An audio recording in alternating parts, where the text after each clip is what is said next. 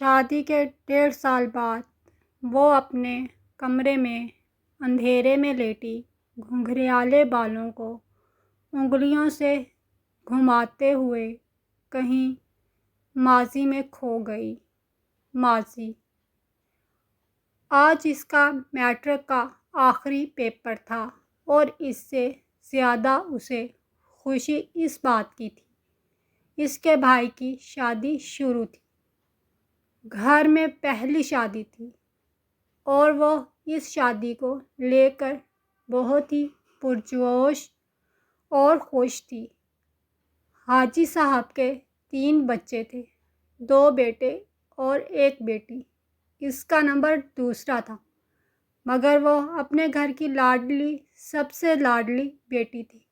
شادی والے گھر مہمانوں کا آنا جانا شروع ہو گیا تھا۔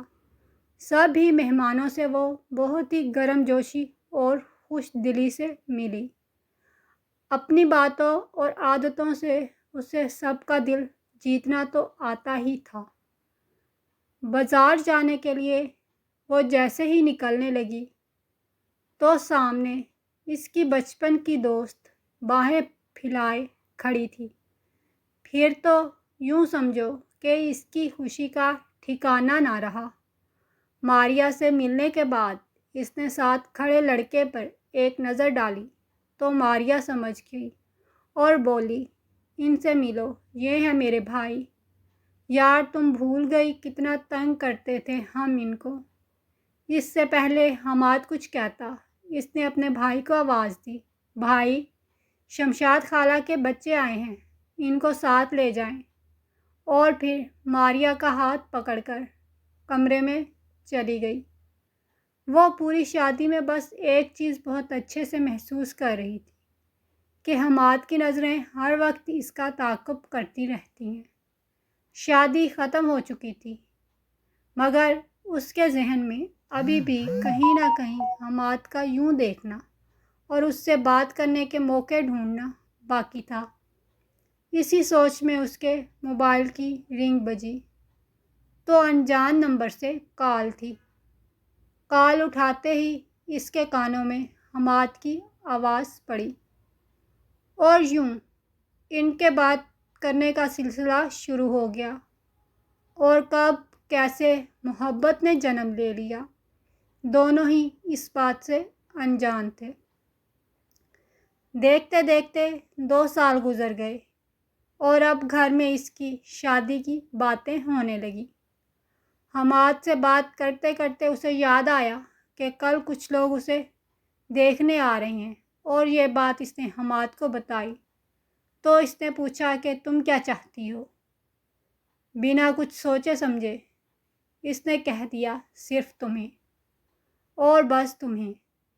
تو بس تم ابھی کچھ بھی بول کر ٹال دو اور ایسا ہی ہوا۔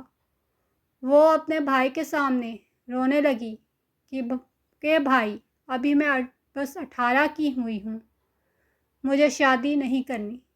لاڈلی ہونے کا یہی تو فائدہ تھا کہ کسی نے بات نہ ٹالی۔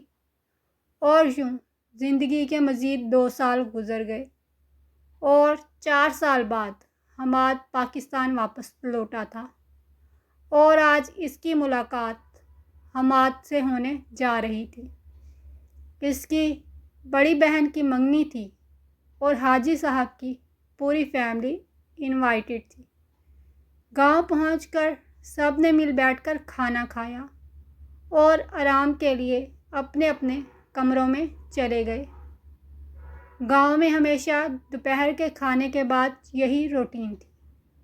شام کی چائے پیتے ہوئے سب اپنی باتوں میں مصروف تھے مگر وہ تھی کہ دور بیٹھے حماد سے نظر نہیں ہٹا رہی تھی اور یہ بات اس کی ماں بہت اچھے سے جان گئی تھی کہ کچھ تو ہے، جانتی بھی کیسے نہ، آخر ماں تھی۔ منگنی کے دوسرے دن ہی سب گھر والے واپس آئے تو اس کی ماں نے کہا، بیٹا نینا میرے کمرے میں آنا، اور وہ ان کے پیچھے پیچھے چل پڑی۔ جی ماما بولیں، دیکھو بیٹا تم ہماری لاڈلی بیٹی ہو، تمہارے ابا کو لوگ بہت مانتے ہیں، ان کی سفید داڑھی پر کوئی داغ نہ لگنے دینا۔ میں سب جانتی ہوں، اور اگر وہی سچ ہے تو بتاؤ مجھے، میں تمہارے ساتھ ہوں۔ اچھے گھر کی بیٹیاں چھپ کر تعلق نہیں رکھتی۔ پھر کیا تھا؟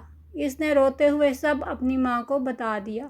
ماما، آپ بابا سے کیسے بات کریں گی؟ وہ تو یہی کہیں گے کہ میں اچھی بیٹی نہیں ہوں۔ ہاں بیٹا، مگر یہ تمہاری زندگی کا سوال ہے۔ تم حماد سے بات کرو کہ وہ کب لانا چاہ رہا ہے اپنے گھر والوں کو۔ جی ٹھیک ہے۔ کمرے میں جاتے ہی اس نے کال ملائی۔ ہیلو حماد، مجھے تم سے کچھ کہنا ہے۔ ہاں ہاں کہو نا۔ وہ حماد، میں نے ماما کو سب کچھ سچ بتا دیا ہے اور وہ چاہتی ہیں تم رشتہ لے کر آؤ۔ کچھ لمحے کے لیے خاموشی چھا گئی، پھر حماد کی آواز نے خاموشی توڑ دی۔ مجھے بھی کچھ کہنا ہے۔ ہاں بولو، کیا؟ نین، ہم 4 سال سے اچھے دوست ہیں۔ ہاں، کچھ پل کو مجھے بھی لگا کہ یہ محبت ہے، مگر وہ سب وقتی تھا۔ حماد، یہ کیا کہہ رہے ہو؟ 4 سال سے ہم رابطے میں ہیں اور تم کہہ رہے سب وقتی تھا۔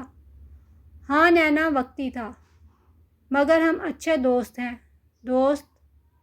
ہم دوست تھے تو کیوں ہر بار آتے ہوئے رشتے سے تم نے مجھے انکار کرنے کو کہا؟ نین، میں نے کہا نا، وقتی تھا سب، جیسے ہم محبت سمجھ بیٹھے۔ مگر حماد اب… نینا، آنٹی سے کہہ دو میں کبھی نہیں لا سکتا تمہارے گھر رشتہ، اور تم بھی سمجھ جاؤ، اور ہاں جب سمجھ جاؤ تو فیصلہ کر لینا۔ کال بند ہو گئی، مگر نینا ساری رات نہیں سوئی۔ صبح ماں نے حالت دیکھی تو پوچھا کیا ہوا، اور وہ تو جیسے تیار بیٹھی تھی۔ چیختے روتے اس نے رات کا قصہ سنا دیا اور ماں اسے بس دلاسا دیتی رہ گئی۔ کچھ دن گزرے تو اس کے ماموں اس کا رشتہ لے کر گھر آئے۔ حاجی صاحب نے اپنی بیگم کو اشارہ کیا کہ جاؤ نینا کی رضامندی پوچھو۔ کھڑکی میں کھڑی نینا سب سن رہی تھی۔ ماما کو پاس آتا دیکھ کر کہنے لگی، ماں مجھے کچھ وقت دو۔ اور پھر ساری رات اور دن گزرنے کے بعد جب حاجی صاحب کو کہتے سنا کہ میں اپنی بیٹی سے خود پوچھوں گا، تو اس کے دل میں ایک عجیب درد پیدا ہوا۔ وہ اپنے بابا کو انکار نہیں کر سکتی تھی، مگر ساری زندگی وہ اپنے ہونے والے شوہر کو بھی دھوکہ نہیں دینا چاہتی تھی۔ اسے فیصلہ کرنا تھا، اور کرنا بھی ابھی لازم تھا۔ اس کے کانوں میں ایک ہی بات تھی، ان کی سفید داڑھی پر کوئی داغ نہ لگنے دینا، داغ نہ لگنے دینا۔ دروازہ بجا تو اس نے کہا، بابا جان آ جائیں۔ ارے میرا پتر، تمہیں کیسے پتہ میں ہوں؟ بابا جان، آپ کی خوشبو آپ کی موجودگی بتاتی ہے۔ اچھا پتر، تمہاری ماں نے تم سے جو بات کی اس پر کیا سوچا تم نے؟ وہ رونے لگی۔ نہ پتر، آخری فیصلہ تیرا ہی ہوگا۔ بولو پتر۔ بابا، جیسے آپ خوش اور پتر تم، میں بھی خوش رہوں گی۔ آپ کا فیصلہ غلط نہیں ہو سکتا۔ اور پھر 2 ماہ بعد اس کی شادی ہو گئی۔ حال یہ سب سوچتے سوچتے اس کی آنکھوں سے کب آنسو بہنے لگے اسے اندازہ ہی نہ ہوا۔ دروازے کی آواز پر وہ اپنی سوچ سے باہر آئی اور شیشے کے سامنے کھڑے ہو کر خود سے پوچھنے لگی، کیا آخری فیصلہ میرا تھا؟